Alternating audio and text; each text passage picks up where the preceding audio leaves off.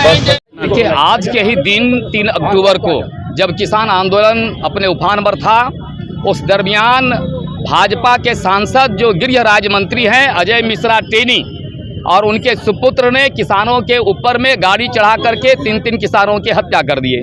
आज जिस दिन किसानों की हत्या हुई है, आज हम लोग काला दिवस के रूप में मना रहे हैं और जितने भी यहाँ पर हम लोग ट्रेड यूनियन के लोग, किसान संगठन के लोग पूरे देश के अंदर में यह देशव्यापी विरोध हम लोग याद जता रहे हैं कि अजय मिश्रा टेनी जो किसानों पर जो है उसकी हत्या करने का आरोप है, आपका रमेश बिधूड़ी जिस पर आरोप है, ये तमाम आरोपियों को आप अपने मंत्रिमंडल में शामिल करके एक केंद्र सरकार किस सुशासन का परिचय देना चाह रही है।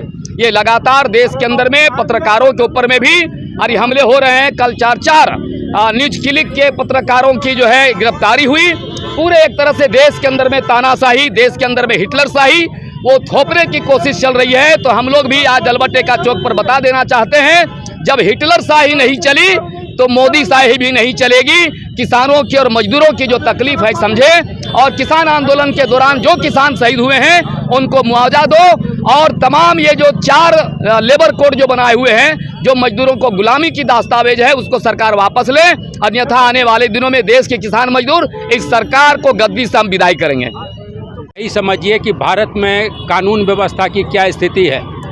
जो भाजपा समर्थक बलात्कारी हैं, हत्यारे हैं, लुटेरे हैं, भ्रष्टाचारी हैं, उन पर कोई कार्रवाई नहीं होगी। और इसीलिए हम लोग प्रदर्शन करके जब सरकार को बता रहे हैं कि तुम शांत हो, लेकिन हम शांत नहीं हैं, और उसको गिरफ्तारी होने तक लगातार हम कार्यक्रम करते रहेंगे।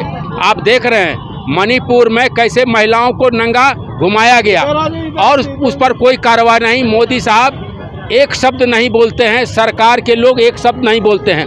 पार्लियामेंट में खुलेआम गुंडागर्दी हो रही है और सांप्रदायिक बातें कही जा रही हैं, कोई कार्रवाई नहीं। तो हम उम्मीद करते हैं कि यह सरकार निकम्मी सरकार है, सबसे भ्रष्टाचारी सरकार है, और इस सरकार को उखाड़ के फेंक देना है।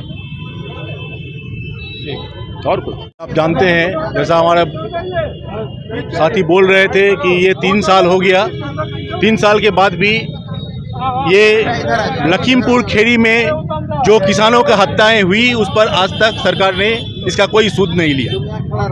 यूपी सरकार, केंद्रीय सरकार, दोनों सरकार इसमें दोषी है।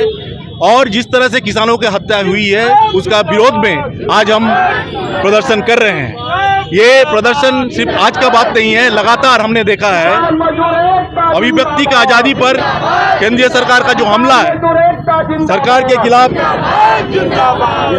के खिलाफ बोलने वाले को गिरफ्तारी हो रहा है, उस पर यूएपीए लगाकर उस पर अत्याचार किया जा रहा है।